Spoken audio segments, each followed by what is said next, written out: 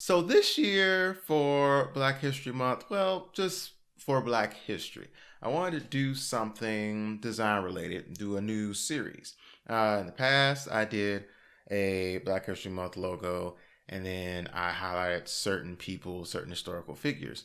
And this year, I want to do something a little different where, well, first, I kind of redesigned the logo a little bit, kind of playing around with different concepts and finally kind of came to something that I think I'm gonna use going forward. And what I want to do this year is I wanted to highlight African American graphic designers. Now, there's a webpage, actually a blog from a designer that really helped in this regard, and I wanted to do a series of kind of some more of my more illustrative type logos with faces, but do that for each of the designers that I decided to highlight. And yeah, here is the first one.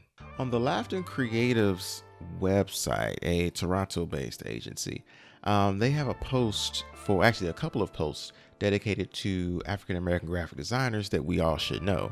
And when I was doing research to see what kind of project I wanted to do, I came across these posts and I thought that'd be great to highlight some African American designers.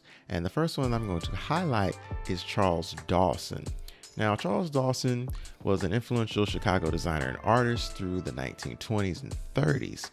He was born in 1898 in Georgia and went on to attend Booker T. Washington's Tuskegee Institute. After 2 years there, he left and became the first African American to be admitted into the Art Students League of New York. He also later on was gained acceptance into the Art Institute of Chicago, and he was heavily involved and went to become a founding member of the first Black arts collective in Chicago, the Arts and Letters Collective.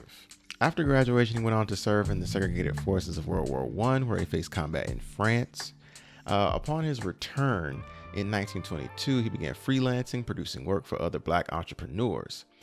5 years later, he played a major role in the first exhibition of African American art at his alma mater called Negro in Art Week. He took part in 2 different Works Progress Administration programs under Roosevelt's New Deal, including the National Youth Administration, where he designed the layout for the American Negro Exposition, a piece composed of 20 dioramas showcasing African American history.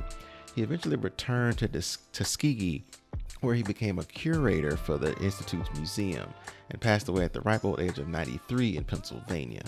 For all of his contributions to African American art, design, and advancement, he will always be remembered. So yeah, be sure to like, share, and subscribe. This is going to be the first in a series of videos that I do like this. And yeah, remember, as you go along in life, you teach as you learn and inspire as you do. See you next time.